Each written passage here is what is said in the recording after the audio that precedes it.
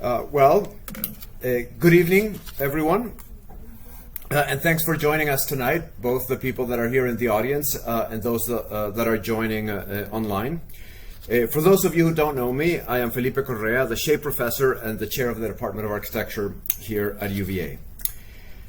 I am delighted to introduce someone who is no stranger to the A School, Clayton Strange, as he is currently an Assistant Professor of Architecture here at UVA, in addition to being part of our event series this semester. But he's not coming from far, he's just coming from the studio trays, which is quite refreshing, actually.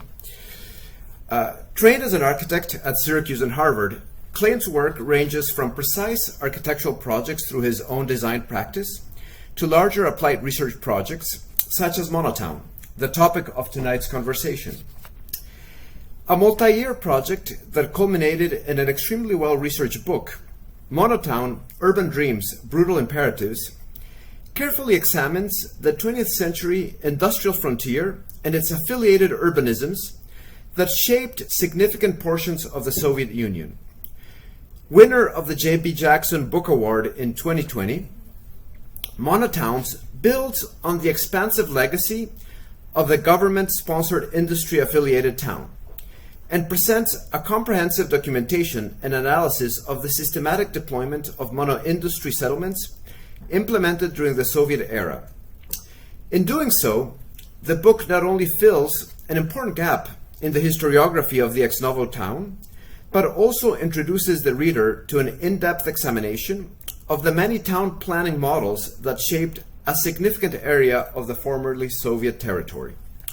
Through archival material, photography, and original drawings, the book cleverly weaves together the architectural with the geographic, bringing to the forefront the specific spatial and material systems that shape the towns, while also showcasing their aggregate impact when implemented at a national scale. Strange's written and visual narratives successfully recast the Monotown in the context of a more expansive global history.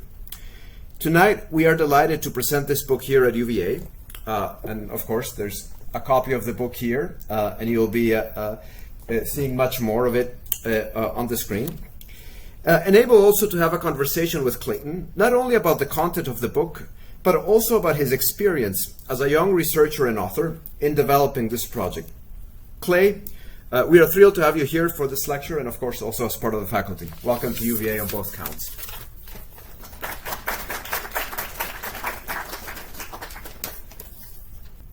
Thank you, Felipe, for this great introduction. And thank you to the UVA School of Architecture for having me as speaker today. But before getting started, I'd also just like to acknowledge that projects like this aren't possible without generous sponsorship. So once again, I'd like to thank the Bertram and Ronald M. Drucker Charitable Foundation for making this possible through the Drucker Fellowship that I received while at Harvard. I really appreciate the opportunity to talk about this because it's a topic with the potential to span so many interests. My own interest began a few years ago when I became involved in a project for renovating a derelict wire mill in the Northeast. I was interested in how a town built around something like a mill could adapt once the mill became obsolete. So I began looking at the way towns like this adapt, layering this process of transition with the rigidity of edifices designed with a single purpose in mind. I began searching for other examples where towns that had been formed explicitly around an industrial enterprise were forced to adapt, and I encountered Russia's Monotowns. These were towns founded around the operations of an industrial enterprise during the Soviet era, but there were so much more.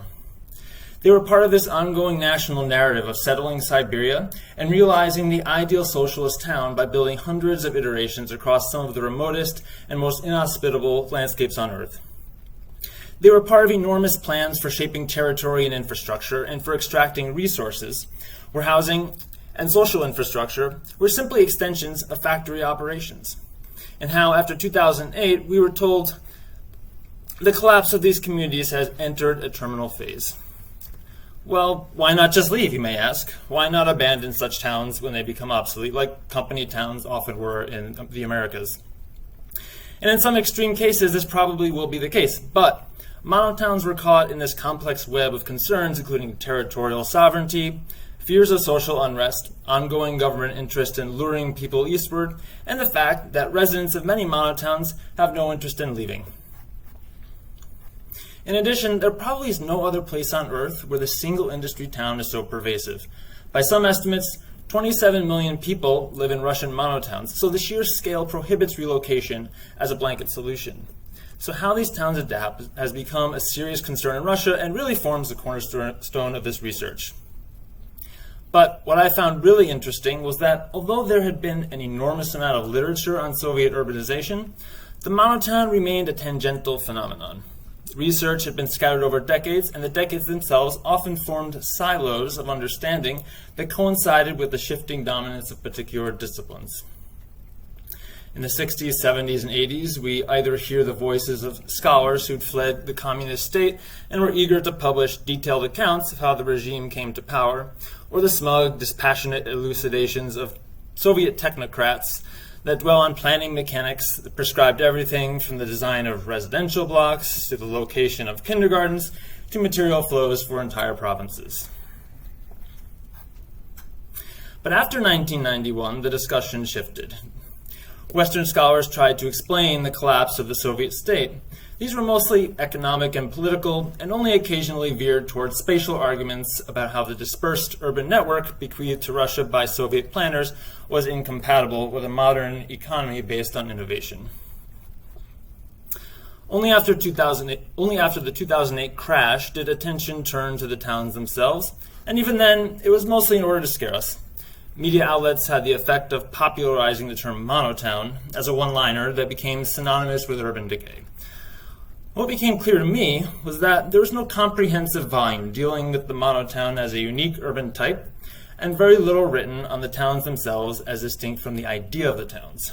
There was no study that tied together these scattered narratives, and perhaps most curious, there was seldom any connection made between the Russian monotown and its counterparts abroad that were built through agreements for industrial aid and technology transfer with post-colonial societies that hesitated to follow the Western path to development.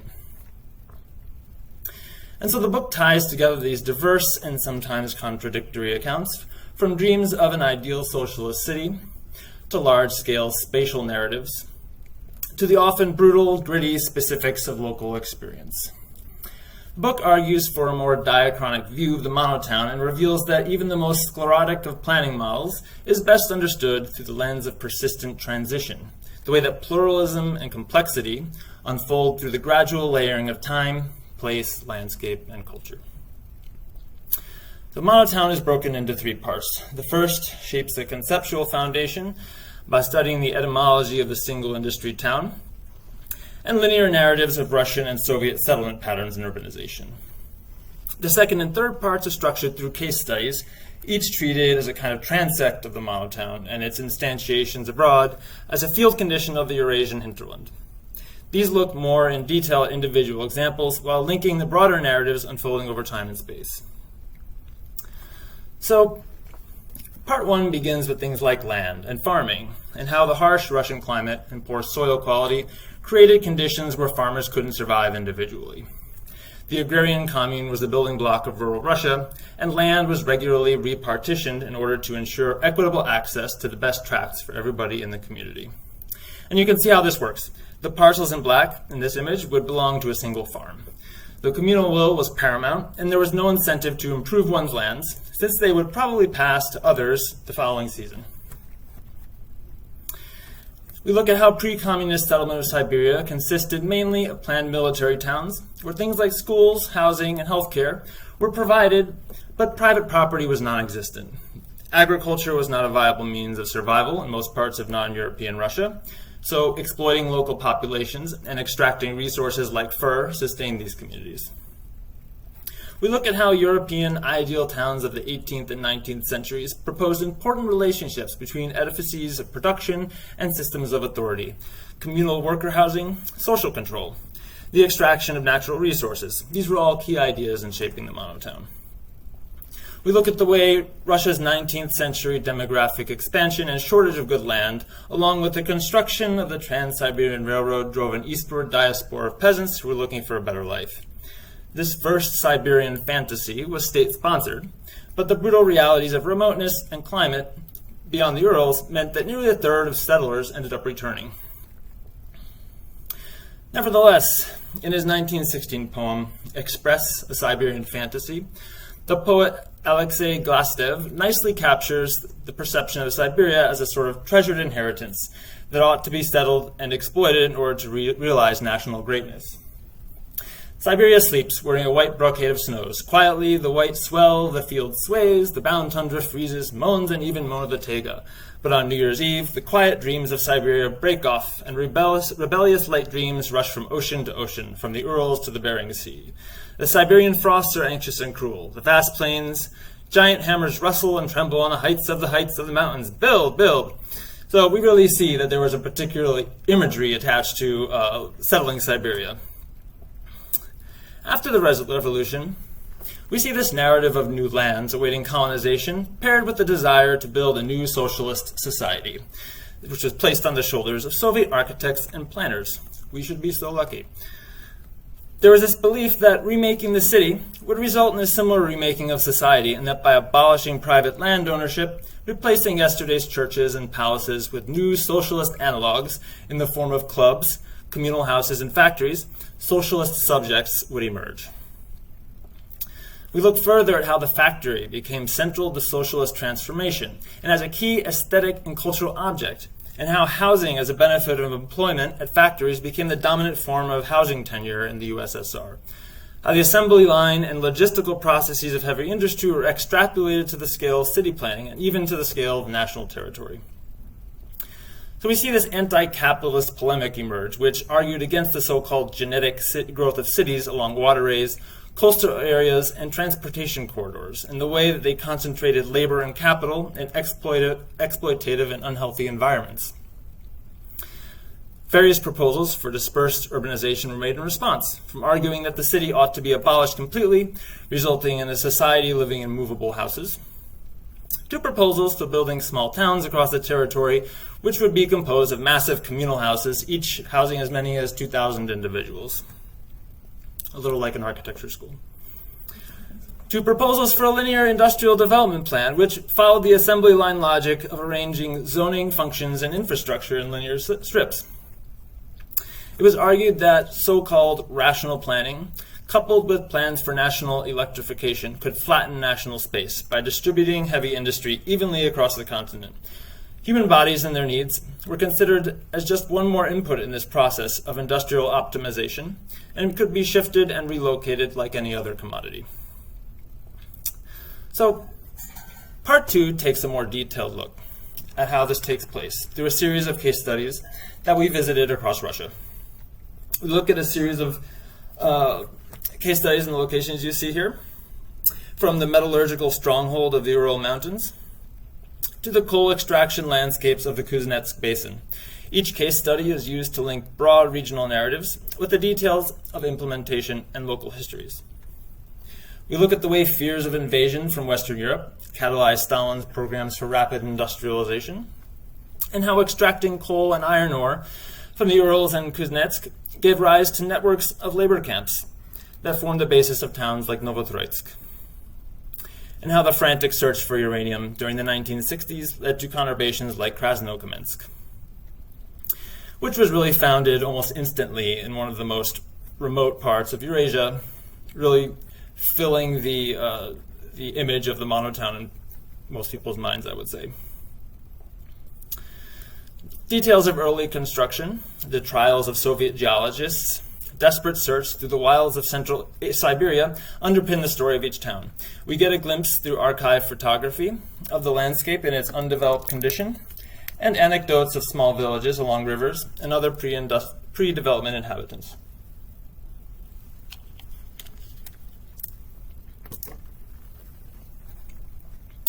We look at how mapping and locating mineral resources played a critical role in locating many monotowns, and how primitive extraction technologies were employed as early as the 1930s. Photographic essays are combined with conventional narratives to give us a multifaceted, layered exploration of each case. So the steel town of Novotroitsk in the Urals gives us a close look at how the first socialist towns in central Siberia were little more than brutal work camps. But we see the way that idiosyncrasies of landscape and early siting decisions shaped the form of the Stalinist town to follow. We look at the way improving Soviet construction techniques and site access slowly transformed the types of edifices that were possible and the means of constructing them. From earlier forms of manual labor to tower cranes, to aligning planning ideas like Novotroitsk Greenbelt with the messiness of early settlement, to the pervasive prefabricated panel construction technologies of the 1960s, and the introduction of the elevator, which made buildings more than 5 stories practical, and the increasingly automobile-centric city of the late Soviet era. These were all layered on top of one another. And detailed standards for the Soviet system of stepped services determined the size and location of amenities like kindergartens, hospitals, commercial centers, and cultural centers, not to mention guidelines for how factories ought to be designed in relation to urban fabric. So the factories were important cultural objects in the city. But these highly prescriptive guidelines were not always realized. Observations from our visit to the towns look more closely at post-Soviet era and the way previously suppressed impulses for things like markets and churches have resulted in built form, while Soviet building types have slowly been reclaimed by nature. We looked at the way ad hoc construction had transformed the towns, and the way small spatial appropriations have breathed life into and a human scale into neighborhoods. We looked at social spaces of the social spaces of the Soviet era have been displaced by garden plots and garage districts, which is where you'll find everybody on the weekends. So, if the Monotown was transformed by time and space in Russia, these transformations were compounded through juxtapositions with existing planning models and cultural constructs in post-colonial contexts. In part 3 of the book, we explore the persistence of key themes characterizing the Monotown through examples in China and India that were developed with Soviet aid and technology transfer. We see the way that the industrial town continued as a detail of regional development schemes, whether through Mao's plans for developing a second industrial front, or the less coercive schemes that combined river valley development and resource extraction in some of India's poorest states. We see the persistent role of mono-industrial town as a catalyst for settlement and economic development of poor, remote, or environmentally marginal locales. And that locating industrial enterprises for strategic or logistical purposes should take priority, relocating thousands of workers from more developed parts of the country. In the more extreme examples we find in China, Mao Zedong simply asked nicely for people to move, and they obeyed, while the construction of public sector steel townships under Jawaharlal Nehru lured workers with the promise of employment opportunities. We explore the continued role of standardized housing types, the construction techniques in shaping planned fabric, and the way that technological limitations influenced what was possible in early versions of the single industry town, but gradually gave way to improved techniques and increased density. Like their counterparts in the USSR, the single industry town in China and India was a powerful symbol of national progress and state authority, glorifying the role of heavy industry. But was also recast socialist planning tropes, like housing as an extension of factory work, and how modularized planning of the urban fabric would be coordinated with services like schools, hospitals, and clubs. In the same breath, we see the way that visions of a new society were forcibly imposed on cultural landscapes, the way that existing customs and social structures were considered an obstacle to be overcome. The project of modernization through the social condenser of the factory and its township was paramount. But these things were more complicated in China and India because of the way conflicts arose when Soviet planning was juxtaposed with existing morphologies and social fabrics. One example of this was the intersection of Soviet planning with the Chinese danwei, or work unit, which was already deeply embedded in the social structure of China by the 1950s. While Soviet planning built on a body of knowledge that had taken lessons from the dirty industrial city of the 19th century and had concluded that it was important to separate living areas from heavy industry, the Chinese city was composed of units that emphasized the intimacy of the live-work relationship and provided higher degrees of social control. Living areas and work areas were combined in enclosed compounds of various types, which formed the building blocks of the Chinese city. In Bayan's master plans, we can see this gradual struggle between the Stalinist kit of parts in the upper left as it slowly adapted to the priorities of Chinese planners. If we look closely, we can also imagine the arguments they must have had negotiating the Soviet Greenbelt model with the desire to include living areas in the immediate vicinity of work areas, which you can see here. And is actually probably a little easier to see here.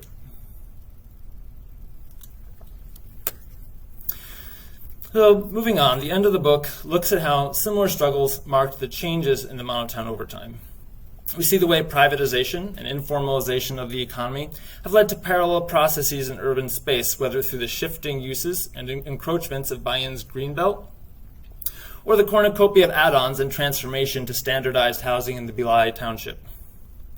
We see this tug of war between the processes of upgrading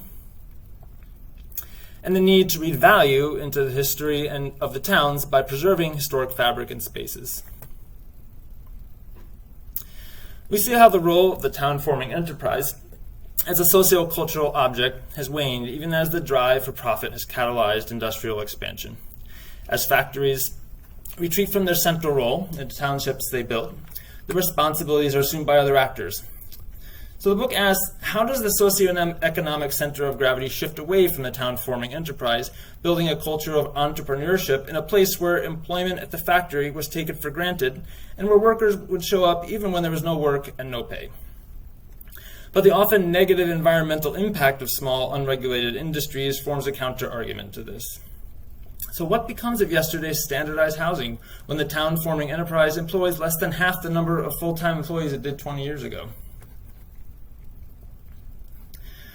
So the work really seeks to illustrate the mutability of urban form across time and space, the way a series of determined endpoints, in fact, mark the beginning of transition as a pervasive and ongoing characteristic of the Monotown. Utopias became prison camps became socialist towns, and socialist towns assumed the mantle of the post-Soviet, the post-industrial, and even the post-colonial.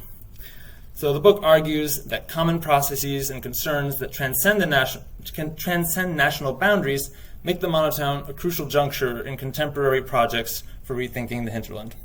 Thank you.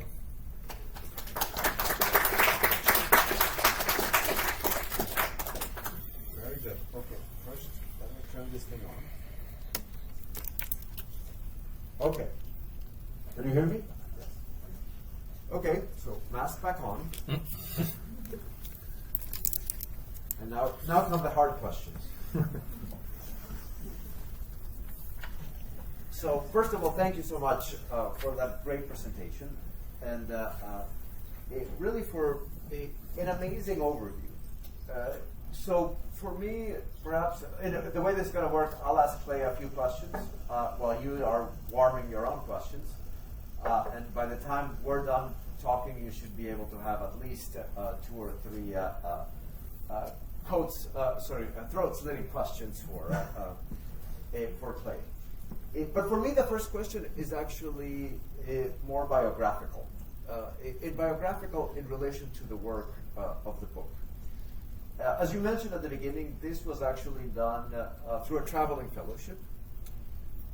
It's a fellowship that you won as a student or as a recent graduate that required for you to travel, right? That was part of the requirement of the fellowship. And it would be interesting for you to speak about the importance of travel and first-hand experience. Because one thing that's amazing about the book is that a lot of the drawings seem like they are GIS data, but in reality, they are reconstructions of historic documents with GIS data, right? And it's about sort of the creation of new knowledge through archival material and geospatial systems. So speak a little bit about the experience of developing the work in relationship to this notion of travel. Right, so in an era like ours where it seems like you can find anything online, it's still very important to be able to go to places and find materials that really don't exist anywhere except in a book in a closed archive in a steel town in India. There are a number of drawings in the book that probably don't exist anywhere else at this point because the records aren't being overseen by anybody at this point. The planning department was closed, and in order to even access them, they had to call a guy who had retired several years earlier. So I think there's still tremendous value in that respect through the uncovering of archives that don't exist online. Because there's a lot of material that just hasn't made it there or people have forgotten about. But beyond that, it's very easy to get seduced by the kind of abstraction of GIS data and planning, and being able to go to places and look at what it actually, and see how it actually appears on the ground, gives you a better idea of what the results of those processes were and how the experience of living in those places is. Not only that, but collaborating with, say, historical archives in the town of Novotroysk can be incredibly rewarding. And there's a level of knowledge that comes through learning about the kind of local stories that have built the culture of a town. So as powerful as tools like GIS are, I think it's very important to combine those with your own interpretations and your own drawings that build on work that happened long before the advent of GIS, and also the kind of phenomenological experience of visiting a place and encountering the materials and that make up buildings and the construction techniques and how people interact with these places. So there's this whole other level that you get to experience by traveling to a place, and in the end, it really is a lot different than you thought. Yeah, but I think that also opens another question that is fascinating, I think, in the way that you frame the project, which is that it's not just about just traveling, right? You can go and experience things in the ground, but I think it's also about setting up a network of people that will give you access to these things. And I wonder if you could speak a little bit. Obviously, you don't speak Russian that I'm aware of, even though it might have gotten better in the last few years. But I wonder if you could speak a little bit, one, about sort of the barrier of language and how you dealt with that. And two, what are the networks that you put in place to be able to achieve a project like this? Yes, so that was a big challenge. And what I did to overcome the barrier of language was to work with other people who could overcome that barrier. So I hired a Ukrainian assistant who traveled with us and translated all the talks that I gave and translated the conversations we had with local historians. And so things like, very few people speak, Chinese and Russian and Hindi. So if you want to accomplish a project like this that really spans the globe in a way, there's no way you can do it by yourself. You have to rely on the skills and talents of others. And really, what we had to do was just start sending hundreds and hundreds and hundreds of letters, and 99.9% of them we never heard a thing back. But one day I got an email from the chairman of the Damodar Valley Corporation who just decided to answer my email. So you never know, things like that can happen. And sometimes when you go and meet with people, they will meet you and they will set up a meeting, in Russia especially. They will set up a meeting with you, and then you'll come back the next day and there will be soldiers waiting to deport you, or you will find that they have been called away to another province on some emergency. So it's really kind of the Wild West in a way. But all you can do is kind of plant as many seeds as possible and hope that a few people will help them germinate. Well, in a way that leads to, I think, two sort of questions. One for me has to do with the larger legacy of these towns and the notion that perhaps the biggest issue with the Monotown is that Monotowns have, in terms of their industry or resource, have a built-in expiration date. Right? There's a moment where either new technologies are going to supersede that industry, or the resource is going to run out. But urbanization will remain, right? Once you've put a city in place, it is very difficult to de-urbanize in areas. Social networks have been established, new businesses, a set of communities emerge. And I wonder if you could speak a little bit about where do you see the economic, sort of through the lens of economic development, what is the future of some of these towns? Have some disappeared? Have others sort of changed their sort of industry and land use? Are others sort of in the middle of this debate? Well, that really is the crux of the research, isn't it? And it's a different story with every town, honestly. The whole study is highly systemic in Russia because there are simply so many towns, and they've categorized them into ones that it's categorized essentially because of fears of social unrest. So on the one end of the spectrum, there are ones that are doing all right, and then there are some in the middle, and then there are some that are having difficulties, and then there are some that are doomed. And a number of them probably will not persist because they're simply so remote that it's hard to imagine people continuing to live there once the industry has become defunct. But somewhere in the middle, there are a lot of towns that have certain strengths, and that there are certain forms of hope, and it really varies between Russia, China, and India as well. In all cases, one of the big strengths that the towns have is incredible infrastructure.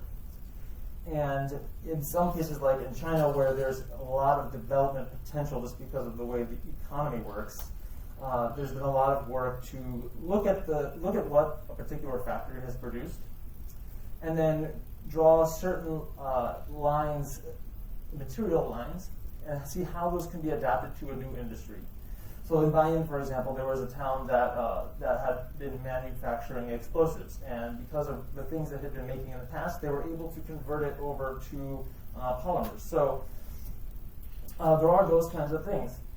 In other cases, in India, for example, even though the industry itself has transformed and has become privatized and is no longer sees its mission as providing employment for as many people as possible, the informal economy has really become more and more important, and the growth of small-scale industries has really been prolific. And so, in a way, you can almost read those towns as being successful because they have catalyzed the kind of growth that the planners originally imagined they would.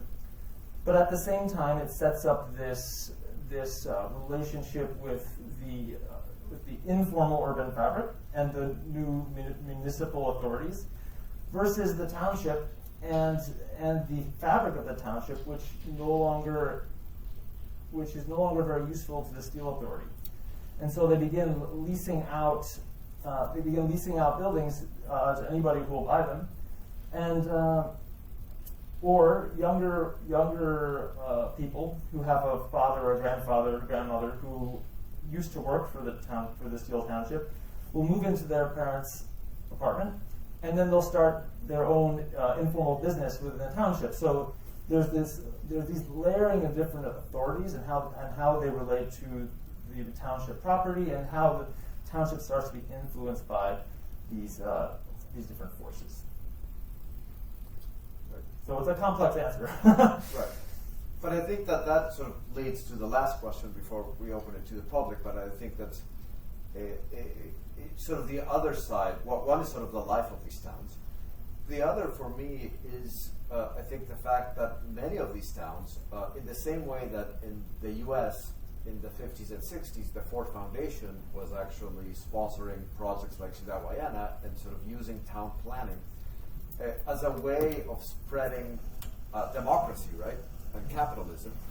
These towns were seen as part of a strategy of defense during the Cold War.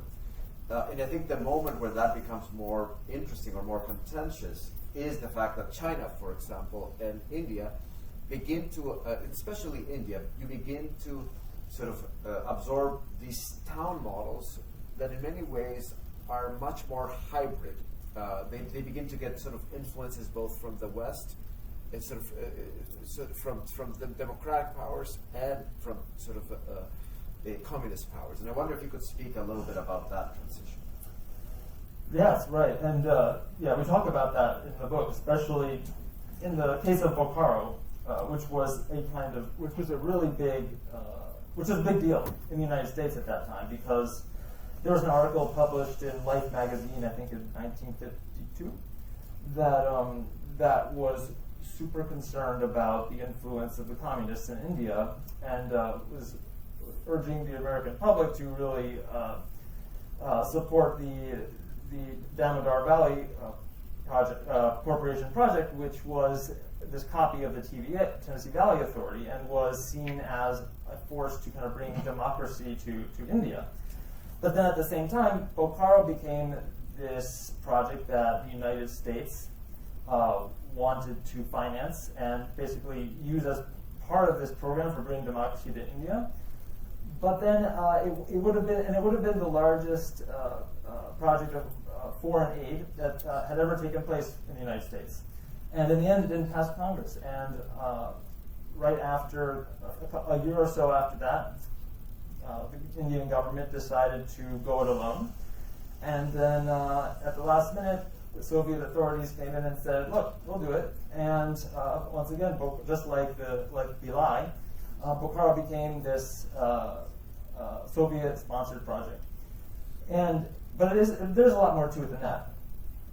In India, you do see the kind of influence of town planning that came from British occupation.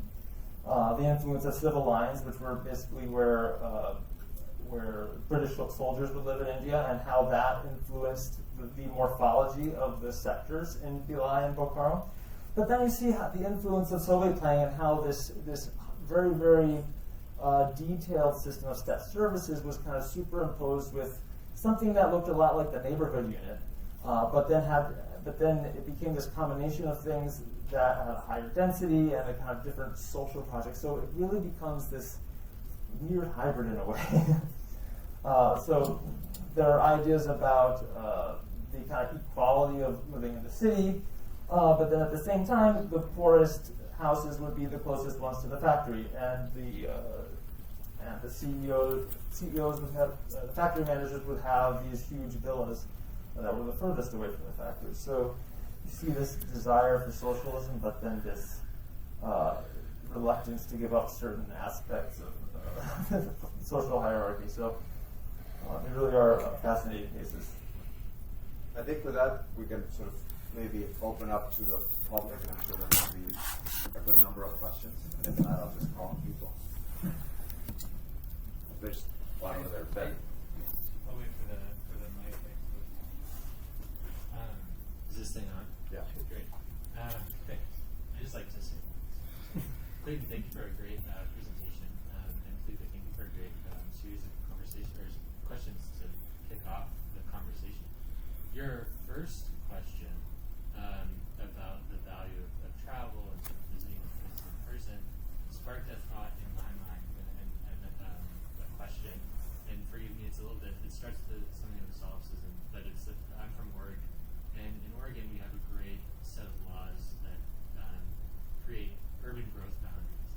And what that has produced is a spatial type of a relatively dense urban core and a relatively sparse sort of countryside. And there are all sorts of linkages and between the two, and definitely the highways.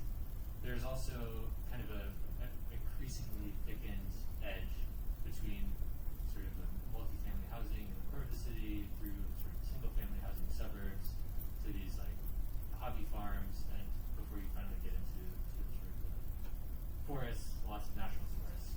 Where I'm going with this is these monotowns strike me as places with very sort of stark boundaries between maybe some sort of forested condition to like all of a sudden you're in a dense multifamily housing sort of type place. And I'm wondering if you could speak to what that maybe experience crossing it or entering the city is? It feels to me stark.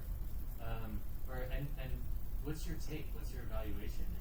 Do these monotowns that create some kind of nice places? Sort of maybe makes me think of some of like Frank Lloyd Wright's early drawing of these kind of cities, sort of discreetly landscape. I'm just wondering if you could speak to that a little bit. Well, and this is why, thanks for the question. This is why monotowns are such an interesting topic, because even though they're super specific in the way they were planned and imagined, they open the gateway to so many questions about urbanism in general. So yes, when you visit a monotown, it's a remarkable experience in a way, but it's really different depending on which one you go to.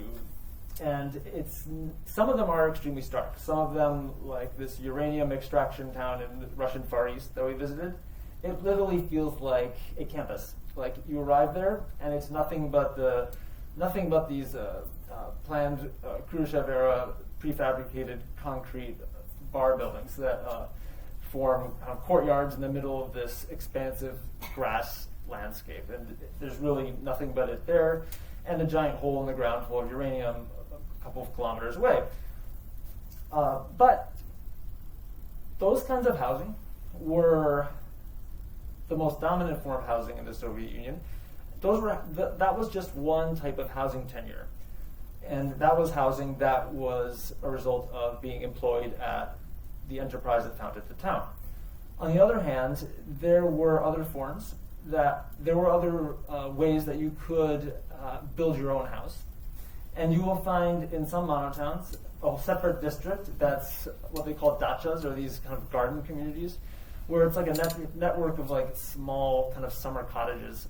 But they're still very much in kind of planned neighborhoods. So you don't see the kind of informal growth like around a periphery that you would see in a place that wasn't so kind of rigidly controlled. Any other questions? We'll go with Vanessa, and then Joan, and then Devin.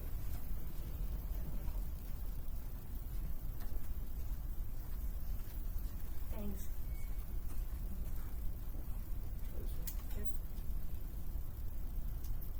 Thanks, Clay. Yeah. Thanks, Clay, for this. For sharing these ideas. A very interesting talk and great conversation.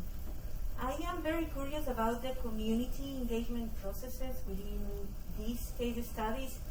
It seems that communities were not too involved in the development of these ideas, which is a bit ironic due to the social and political context.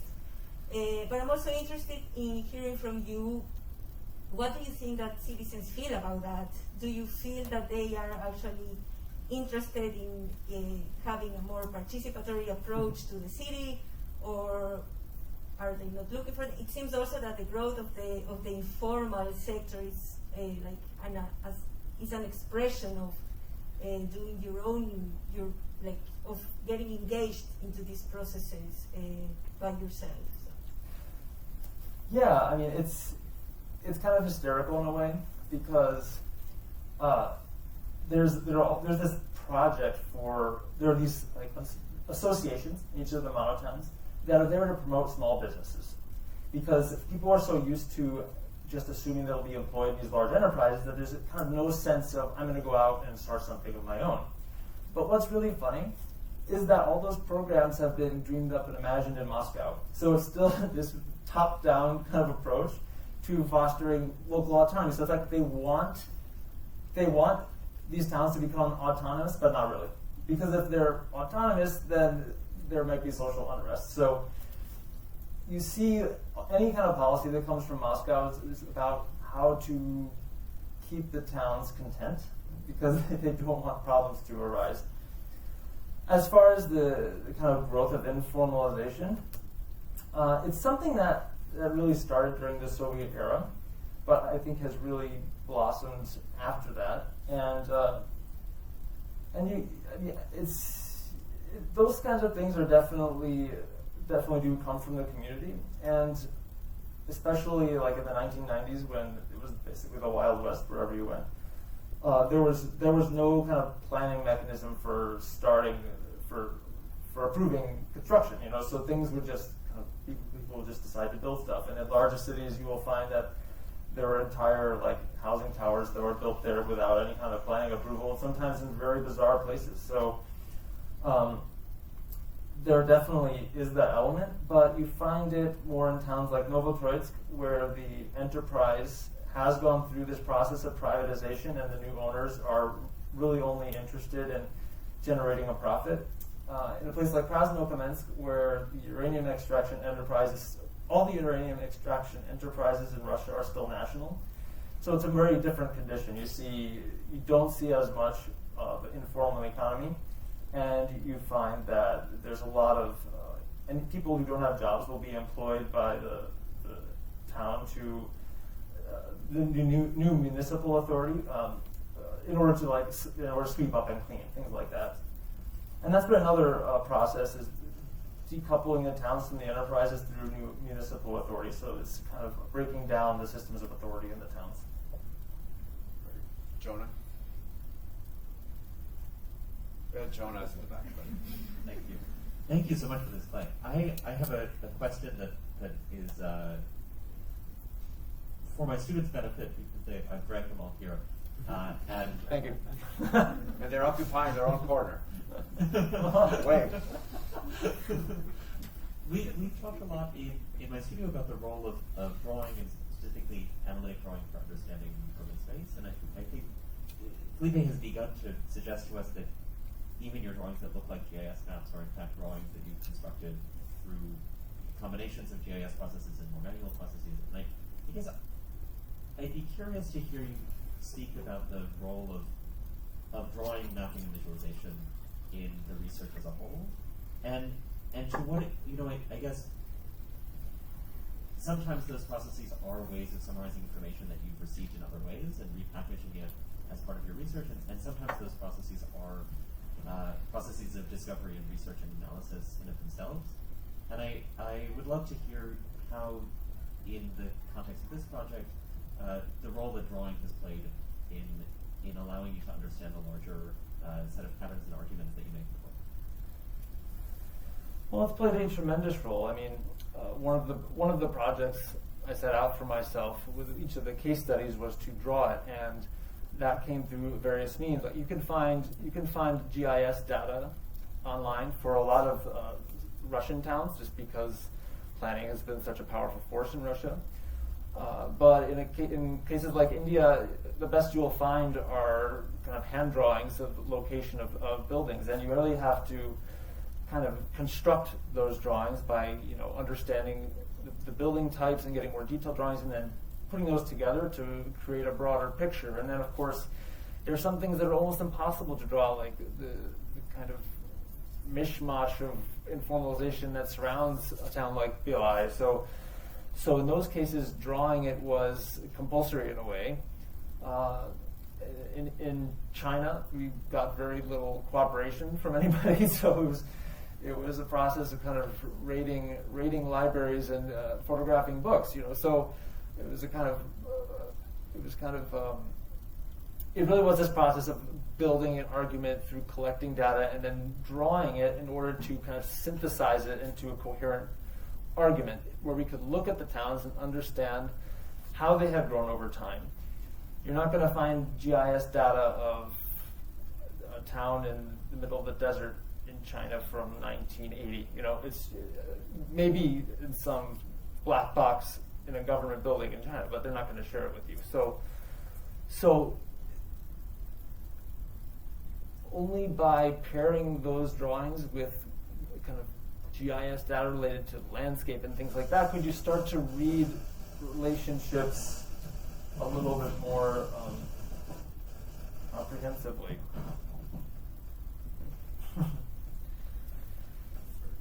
Devin? Thank you. That was a great question by Jonah, and I think I had sort of a similar question leading up to that, but I'll kind of pivot and just maybe ask a question a little bit more that I think some of the earlier slides in the presentation brought up, which are ones that touch on the way that architecture kind of cuts across multiple kind of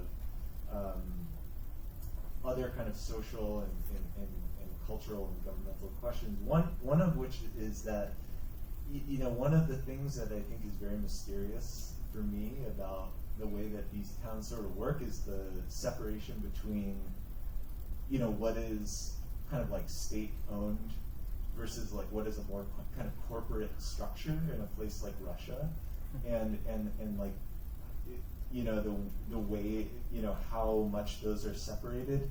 Also in the sense that, like if you think about many of the kind of industrial magnates of North America, right, that there's also this kind of, you know, way of creating social infrastructures in your name, or, you know, creating, for instance, the Rockefellers, or, you know, the Mellons, or things like that. And there, it seems like that they anticipated that idea in the sense that, well, if the state owns all the means of production, we have to produce these kinds of social infrastructures that reinforce the kind of feeling of shared communality. So I guess in this sense, when these kinds of towns collapse, are there any of these kinds of institutions that some of the earlier architectural drawings sort of hinted at, like these social clubs and things like that, that have persisted, or if they kind of, or that you observed, or were there any that kind of persisted or transformed, or are there others that have taken their place in a way, or is the lack of them or the failure of them also something that kind of contributes to the eventual undoing of some of these cities as social places? That's a great question and a very complex one. And you know, one of the biggest obstacles to kind of decoupling the towns from their dependence on these big enterprises is infrastructure. Any monotown you go to, all the heating infrastructure for all the buildings will come from the enterprise, unless it's a much larger city. I mean, it's centralized. It's centralized, but it's the same heating plant that powers the factory. You know, so with that kind of system, it's very, very difficult to decouple, because it's you know, it's built infrastructure. But you do see a process now of, there are like different types of what are they called? Heating plants. And you do see now the construction of new ones, so that starts to shift it away.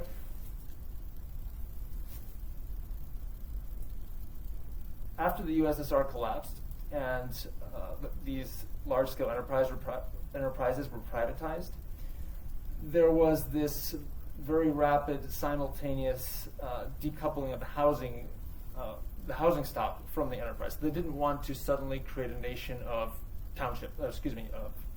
company towns. They didn't want people to be living in company housing that was owned by the factory, because that would have been the exact opposite of what happened in the USSR. Them trying to, there was this big fear in the USSR of large-scale land ownership, and the way that had the potential to create alternate authorities to the state. And so with privatization, they took great pains to make sure that didn't happen. And so all the housing was made private, not owned by the company. And today you will find that most of those cultural institutions you talk about also are no longer linked to the company.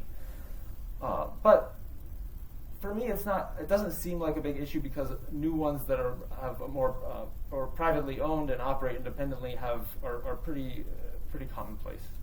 I don't know if that answers your question. Sorry, I got interrupted by a microphone.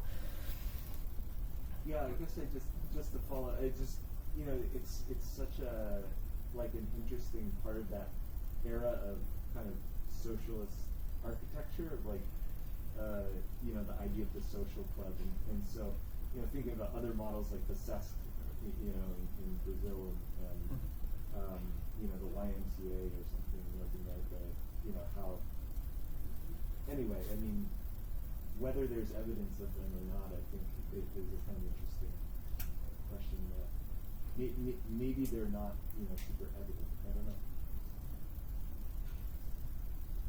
Oh, we're going in order. Evan. Great. Thanks, Clay, for the talk, and Felipe for facilitating. My question is a bit projective, I suppose, because it seems as if, and I wonder if you could speak to the lessons learned from this kind of 20th century politics of the urbanization of resource extraction, in this context. And I wonder if we shift to the 21st century, where this is taking place, as we speak now, but in completely different context. What are the lessons that we could learn from, your examination of this context to say, like, a lot of the politics of resource extraction that are happening, say what comes to mind is like, China's One Belt, One Road initiative, both in, similar contexts across, Trans-Siberia, but also even crossing, continents in Africa and things like this, right? What are some of the lessons learned from the fallout from, the 20th century Monotown that we can carry forward or use to critique the same politics of resource extraction and urbanization that are happening in other contexts around the world today? That's a big question. I don't know if I can answer that one, but I'll try, I suppose. But maybe I'll add. I'll add I'll add a question to that question. I'm not making your life easier. But I think one thing that is absolutely evident in this book is that the Monotown, even though it was a resource extraction enterprise, had a very strong social project with it, right? And if you actually look at the history of the company town, at the history of the resource extraction town, in many parts of the Americas, in many parts of projects built under democratic regimes, what ties them together is this idea that enterprise, in whatever form it came, was associated to a set of social and physical infrastructures, housing, right to education, etc. And I wonder, where do you see this shift happening in the context of Russia today? Because what has happened in the case, for example, of Latin America, which is one that I know well, is that sort of resource extraction continues to be an incredibly top-down enterprise. They've just completely relinquished the idea of a social project. So what you actually end up is governments paying China, for example, in barrels of oil to be able to build particular sort of infrastructural projects that extract resources but really leave nothing behind. Because whatever you might say about these towns, there is a built legacy that's left behind that you could criticize, change, improve. Yeah, that's exactly what's happened in a lot of a lot of Russian monotowns. Is that the enterprise has become privatized, but the company that owns the enterprise is located in Moscow, so it's not providing the social infrastructure that it used to, and it's just sucking resources out of a certain part of the country and creating billionaires in somewhere in European Russia. So I think it's a very similar process, and I think that municipal governments generally do not have the same kind of resources that the industrial enterprise had or has, and so they really struggle to make